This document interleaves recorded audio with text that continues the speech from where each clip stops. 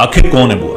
हमारे बाप के पास जो दौलत है, हमारे दादा की दी हुई उस दौलत में से अपने हिस्से को माफ करने वाली हस्ती का नाम है बुआ। इसी रिश्ते को इतनी बदनामी क्यों? बुआ ऐसी, बुआ वैसी। मैं ही नहीं कहता कि सारी बुआएं अच्छी होती हैं, बहुत सारी बुआएं ऐसी होती हैं जिनके होने की वजह से, जिनकी वजह से घरों में कलेश होते हैं। तो क्या सारे रिश्ते परफेक्ट होते हैं? कुछ माएँ भी तो ऐसी होती हैं ना जो अपनी औलाद को मार देती हैं, न्यूज़ में पढ़ते होगे आप। कुछ बाप भी ऐसे होते हैं जो अपनी औलाद के साथ इंसाफ नहीं करते। फिर इस रिश्ते के साथ इतनी नाइंसाफी क्यों? आपके नाम से अगर आपका कोई दुश्मन भी उसके घर चला जाए तो पूरे मोहल्ले को पता चल जाता है कि इसके घर मेहमान आया, इस तरह से स्वागत करती है वो। आपके घर वो आए तो पता ही नहीं चलता कब आई कब चली गई। आपकी बीवी की बहन आती है तो उसका अच्छा स्वागत होता है, उसको गैरों के जैसे बर्ताव किया जाता है, जबकि उसका हक बनता है घर पे। आपके घर का हर एक कोना उसने अपने हाथों से संवारा होता है, उसका बचपन यहाँ गुजरा होता है। वो कहते हैं हमने तो दहेज दे दिया तो फिर बुआ का जो हिस्सा था वो हक अदा कर दिया। ये बहुत बड़ी गलतफहमी है। उसकी शादी में अगर खर्च होता है तो आपकी शादी में भी तो खर्च हुआ है ना, तो फिर आपने उसका हिस्सा कैसे दे दिया?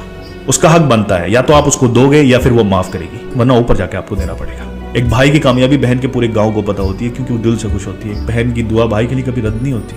माँ अगर चाहे तो इस रिश्ते की इज्जत करा सकती है क्योंकि वो खुद भी एक बुआ है, उसकी बेटियां भी कभी ना कभी बुआ बनेंगी। ये रिश्ते जो खुदा ने बना दिए हैं वो रिश्तों की कदर करनी चाहिए, क्योंकि ये सच है, अगर किसी भी रिश्ते के साथ हम नाइंसाफी करेंगे तो उसका जवाब हमें देना है।